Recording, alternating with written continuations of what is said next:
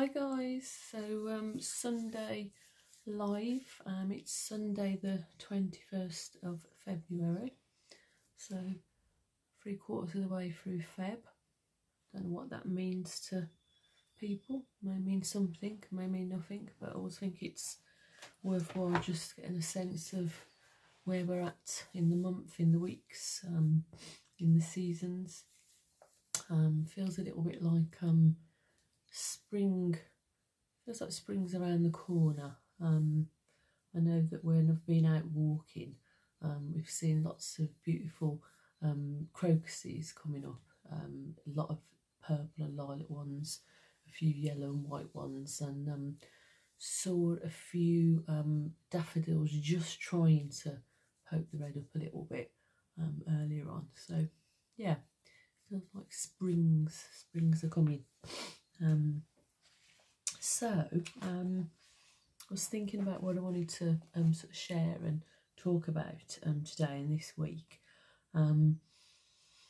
We had an engineer coming out to the house to look at the central heating. A couple of the radiators hadn't been working right for a long time, and at that point he sort of turned around and said, in his conversation about other things, he said, oh, and the way he put it, it was almost like a question and a statement in a way. He went, oh, you obviously do know how to you bleed radiators, don't you? Now, don't ask me what happened. I've thought about it since, but in that moment, I heard myself saying yes, even though I didn't know how to bleed a radiator.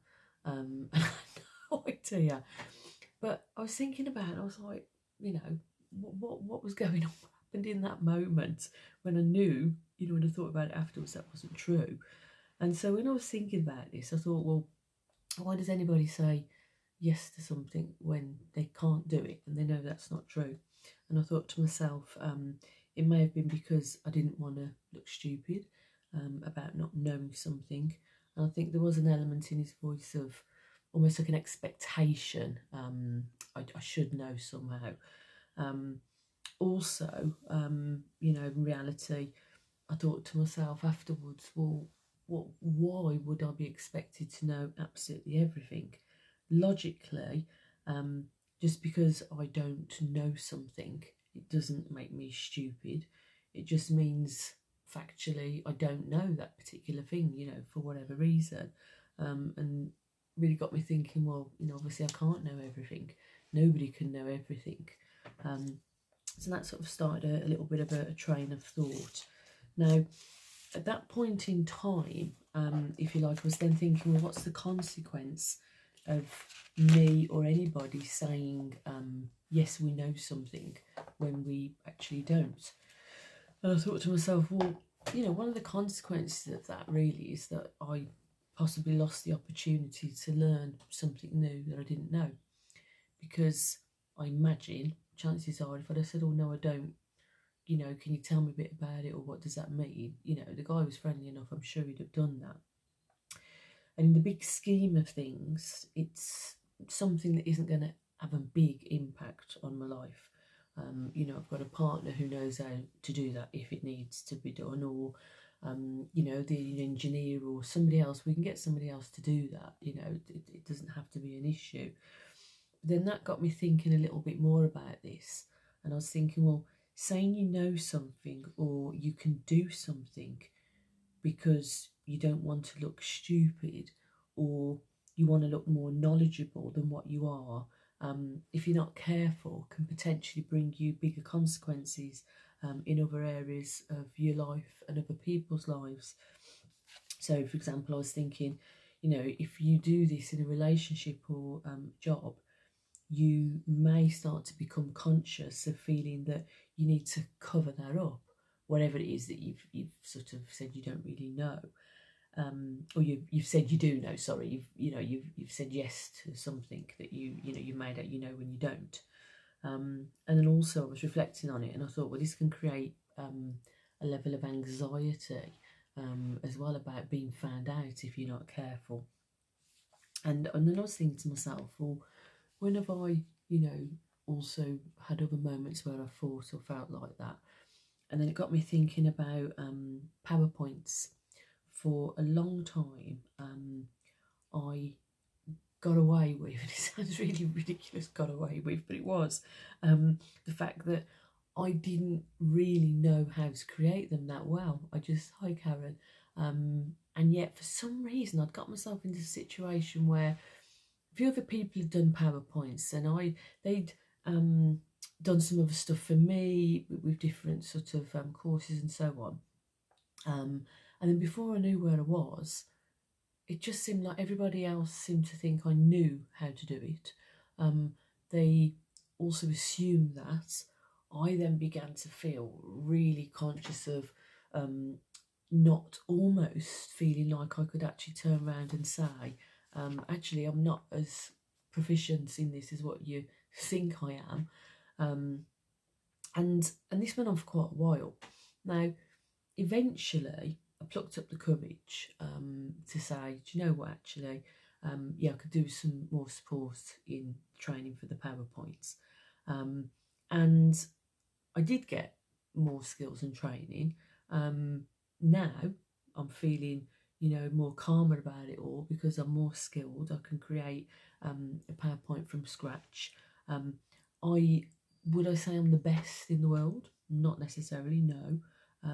But do I know what I need to know for it to be good enough? Yes, I do.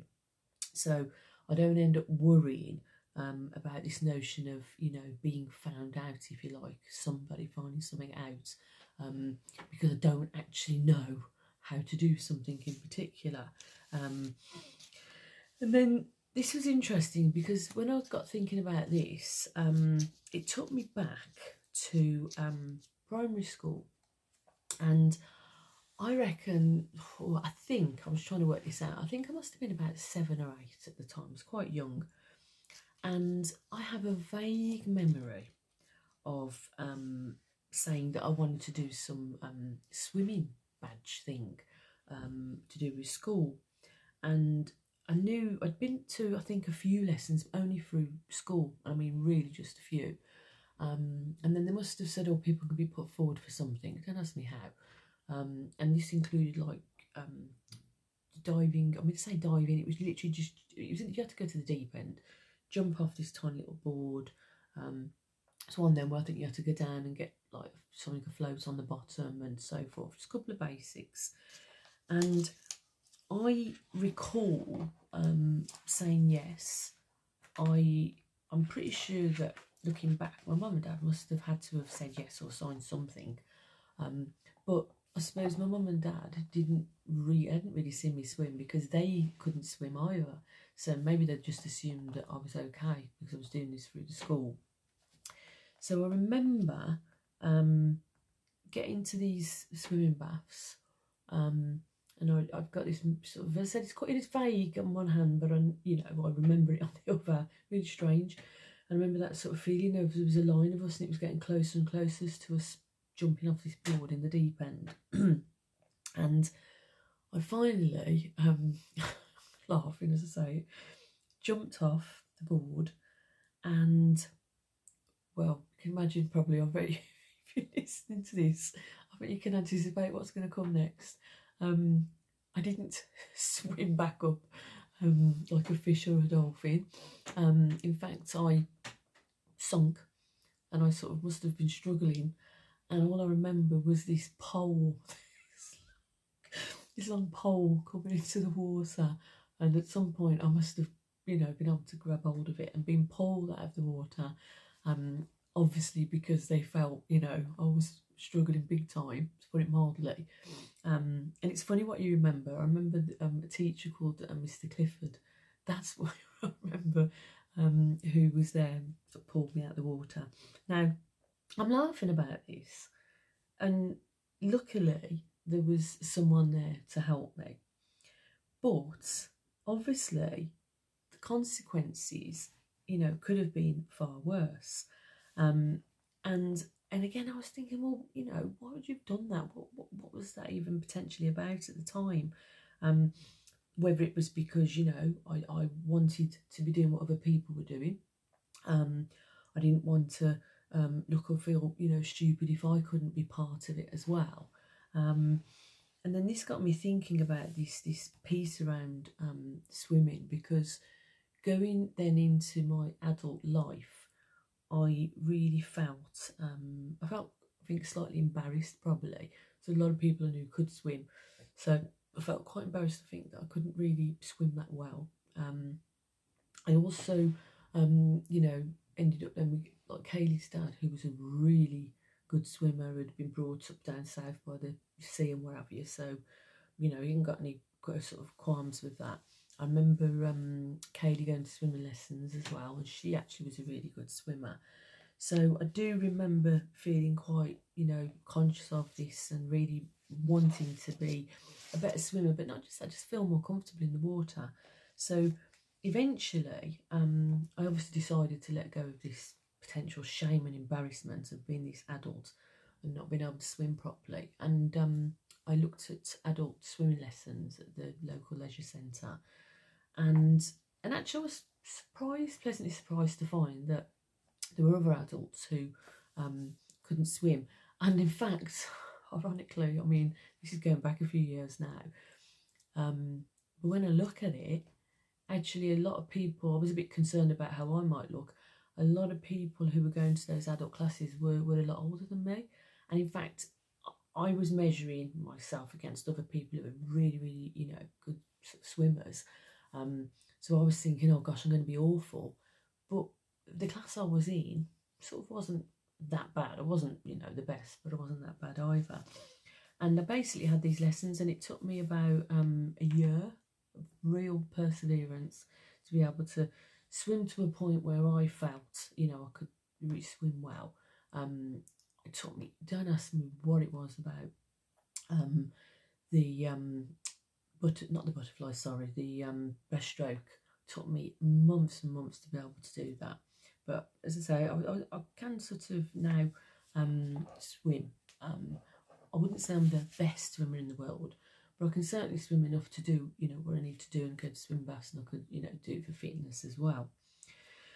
So when I was really thinking about all this again, I was thinking, well, what are all these reasons why I would even consider that, I don't want to say something about it. I don't want to be, sort of open about the fact that I can't do something. And I started to think about these fears that can take hold of us. And I put here the fear of saying, I don't know, I look stupid, the shame and embarrassment, the fear of the perception that others may think less of you. Also, perhaps wanting others to have a higher opinion of me for some reason around that. But then I really reflected on this, and I thought, by doing this, it actually takes more energy to cover something up if you don't really know, if you don't think you're that good about it. It can leave you with a level of anxiety around it. You may not feel good deep down that essentially, you've sort of lied about it, really. Do you know what I mean? You've tried to cover something up. Then also got thinking, well, you're missing out on lessons that you could be learning as well. You're not being authentic, so potentially you're giving a false impression. And I remember thinking to myself, well, by being more honest and saying either I don't know or I can't do that, that actually, if you can do that and push through this sort of angst or worry or concern about what that might look like, you're open to learning more because you're going to have more learning opportunities. You're accepting your own limitations. You're creating less angst and anxiety around it. You're demonstrating that you're human and you've got your own vulnerabilities. And you're also letting others know that you're not superhuman. And I think all those things now, looking at this right now in retrospect, I think they're, for me, certainly, I'm really learning there's so much more important than losing face, of what somebody might think because I can't do this or I can't do that, or I don't want somebody to know about that. So I think that's really key. Karen says, I'll tell you a story about adult swimming lessons. Okay. Not sure whether you mean some other time or going to put a little bit of information in there, Karen. But yeah, you've got me sort of interest peaked now. I'm looking forward to that. So yeah, just a real reflection there, around it's the consequences that come with, trying to cover up things that you can't do or that you don't know. I just think ultimately there's many reasons which I've just considered some of them, but ultimately I don't think it's really worth it. For how it sort of leaves you feeling really.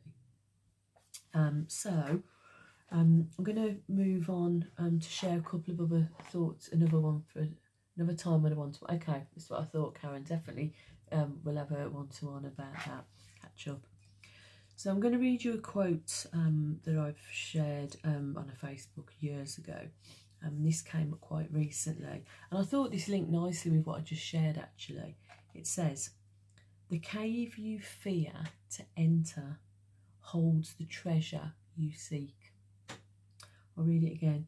"The cave you fear to enter holds the treasure you seek." That's by Joseph Campbell. And I just found that really resonates, rings quite true, that actually if you can push through and go to the uncomfortable place, which in essence is some of what I was just sort of sharing, the nuggets, the lessons, the learning, I think the freedom, it can bring really far outweighs, I think, some of the original fears that you can have around something as well. So that was the quote that came up. I've also shared before facts and word of the day. So facts I found really interesting, which is why I'm always sort of sharing those ones. So the fact is, did you know this? An iceberg contains more heat than a lit match. Just found that really astounding. An iceberg contains more heat than a lit match. I think the notion of when you think of an iceberg, and about you, but I think of them as being cold, frozen. I don't think about there being any potential heat involved at all. So this idea that the iceberg actually contains more heat than the lit match, I found that really fascinating. If any of you are really intrigued by that, then I was going to say it's probably useful to go and find a few more sort of facts around that as well. My word for the day, which I've been doing on previous other weeks as well, is this sounds like a real basic word. It's like, oh, is that it? It's the word turn. Okay, yeah, turn, T-U-R-N. But when I remember previously looking up all the meanings around it, I thought, oh, do you know what? I like this little word. So some of the meanings around turn is move around a point or axis so that the point or axis remains in a central position.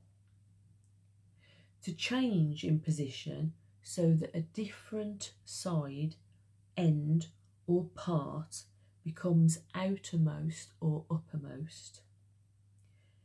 To give a new direction to change in nature, form or conditions, to apply oneself to, having recourse to move to the other side, and to pass the age or time of. And I just thought there was so much meaning in that word. And what struck me when it said about the point or axis that remains in a central position, it just got me thinking. I thought, do you know what, actually, I've always felt this, that I'm almost imagining something. I'm going to imagine being on one point or standing on one leg and just shifting and moving your balance ever so slightly. And it doesn't necessarily take much to shift and turn, but the perspective can shift quite quickly. And I was also thinking about things like you could be sitting in the same room, and I mean, I'm one of those people, I'm sure like millions of us, you automatically get into behaviour of perhaps sitting in a particular place. you know, a particular chair. I know I do. And I was thinking about this recently, and literally, sounds really simple. I went and sat in a different chair in the living room, and it was like a bit of a ooh moment. And I sort of looked and I said, and talking back to this turn, but it's not, you know, it can only be a certain amount. And I remember thinking, oh, okay, that's interesting. And I already just began to notice different aspects and different parts of the room that I probably haven't really noticed too much before, or don't, you know, think about too much, tend to take for granted. And I remember thinking to myself, yeah, you know, I think it's really important to just turn that little bit. It doesn't have to be massively to be able to shift that perspective and that focus, and just, you know, to have a little bit of a different perspective on things as well. So I like that word. So what I'm going to do now, guys, is I've got two poems actually. I've got one of my own, and then I've also got one that actually my beautiful cousin Kelly sent me, which I'll sort of mention as well in a moment. So the first one that I'm actually going to read is my own one, and it's called Remnants. So Remnants. I can see the chinks in the light, just peeping through the slats. I can see you, but you can't see me. It feels powerful, naughty, a secret. I can see my chinks in the armour, reflecting light on us both, covering so you can't see them, not giving you chance to see the vulnerabilities, the sadness, the deep angst and questions unanswered, secrets covered, lies upon lies, shame and embarrassment. You walked into a lamppost, but you definitely didn't see the light. The only light you saw were the lights of oncoming traffic, the traffic and noise in your head, the chatter, suspicions, paranoia. The paranoia, they're going to kill me. I am killing me. I'm killing us. We've been killing each other for a long time. The killing of time, of dreams, of respect and dignity. The killing of life as we know it, life as it could have been. Life to live, to love, to feel your heartbeat entwined with mine, with them and us. Dying to live rather than living to die. Living a life of slow death, the drip, drip, drip of life being squeezed and squashed out of you until there is no more. What's left are the remnants, the ashes, the afterlife. A life in which the phoenix begins to gently, quietly, and then increasingly, with an immersing loud roar rising from the ashes. The ashes that show you've been burnt and tainted. The ashes that leave their mark, like the marks in an ashtray. The nubs that show what once was. The burn marks, the tar and discoloration. The taste of stale air. The air that once breathed fresh life into those it touched. The same air that eventually took your life, left remnants and scars on others' lives to find their own reason to live beyond existing for what feels like little purpose, to go beyond and find purpose and meaning to this life, my life, our lives, so we can begin to live, to breathe out the stale air, to breathe in the fresh air, the elixir of life, the giver and creator of my life, the many creators of our lives who manifest and show when they're needed, to give life, to live life, to grasp life, to hold it both so tightly and yet so loosely, to crush and suffocate, to hold lightly and loosely in the palm of our hands, to tend to it and allow it to breathe, to be still and know that I am. So that was my poem called Remnants. As I said earlier, I'm going to actually read two poems. Hi Kelly, Kelly Z says I'm here. So my beautiful cousin actually sent me another poem which I read and I thought was beautiful. And in fact, I went on this person's website. It's by a person called Donna Ashworth. She's got some beautiful poetry. And believe it or not, I've already ordered one of her books as well. That's how proactive I am with this stuff. So Donna Ashworth. And the one that I'm going to read out is called One Day. Today I dared to let myself dream that the world will one day open up again, that the locks will loosen, the walls will fall, the doors will fly open and reunite us all.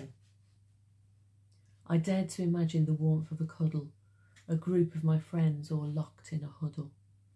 I felt all the heartbeats drumming with mine. I heard all the laughter and tasted the wine. I thought of the feelings I've missed for long, the room full of music united by song, the freedom to roam, to plan and to meet, to hold someone's hand, to meet, to greet. Just for a moment I dared to dream of the flights I would board to the places I love, the moment those eyes would meet mine at the gate, the feeling of joy after so long a wait. Today I dare to let myself dream that the life we once had would happen again, that we'd no longer fear the danger of air, that our lives would not depend on such care. They say that we mustn't wish time away, but it's hard, my friend, when faced with a day so long in blank hours and so wiped of laughter. It's tempting to drift away to thereafter. So yes, I dared to dream just a while of life coming back. It brought me a smile. One day, I know, this will be in the past, and hugs will be free again at last. As I said, that's called One Day by Donna Ashworth, which I thought was beautiful. She's got some lovely poems on there if you want to go and have a look. Thanks, Kelly. And Karen also thanked me for my poem as well that I read, Remnants. Thank you, Karen. That's really lovely of you. So, come to my last piece. Oh, thank you for those hearts and rainbows, Kelly.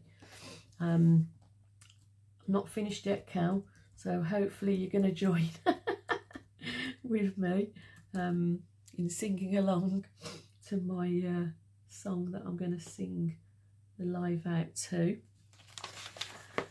I do like a bit of an oldie, so for those of you who know me, I've got quite an eclectic range of music I love. So, yeah.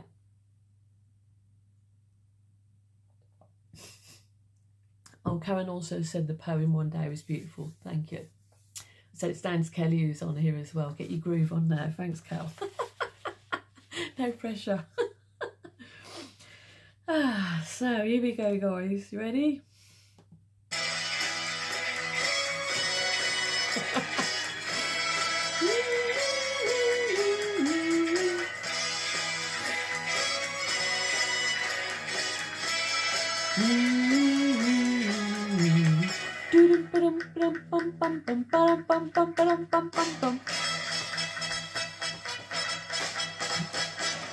Hearts go astray, deep in hurt when they go. I went away just when you need me so. You won't regret, I'll come back begging you. Won't you forget, welcome love we once knew. Open up your eyes, then you realise, here I stand with my everlasting love. Need you by my side, girl, to be my bride. You'll never be denied everlasting love. From the very start, open up your heart, be a lasting part of everlasting love. Love to last forever. Need a love to last forever. Do-do-do-do. Do-do-do-do. Do-do-do-do.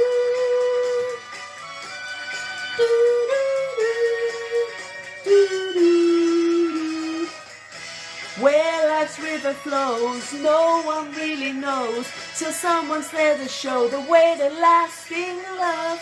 Like the sun it shines, endlessly it shines. You'll always will be mine, it's eternal love. Whenever love went wrong, ours will still be strong. We'll have our very own everlasting love. Real love to last forever. Real love to last forever. Do-do-do-do. Do-do-do-do-do. Open up your eyes, then you realise, here I stand with my everlasting love. Need you by my side, girl, to be my bride. You'll never be denied everlasting love. From the very start, open up your heart, be a lasting part of everlasting love. Whenever love went wrong, ours will still be strong. We'll have our very own everlasting love. I hope you enjoyed that, guys. I hope you were bopping away and singing along with me. Yes, always feels really, no matter what else comes along through my life, I always feel very energised as soon as I sing my song. So thank you for joining me. Thank you for all the hearts and the love, and thank you for your thanks at sharing the poems as well. And hopefully you've gained some nugget, some sort of food for thought with anything that I've shared, whether that be about not covering up things, you know, not wanting to look stupid or silly, whether it be about my word of the day turn, or my facts about more heat in an iceberg than there is in a lit match. But whatever it is, guys, just take care and take heart as well. And yeah, really look forward to connecting with you all at some other point, whenever that is. And I shall also look forward to the book of Donna Ashworth that I've already sort of ordered, so I might be sharing a few more of those with you, Cal. Oh, thank you, Karen.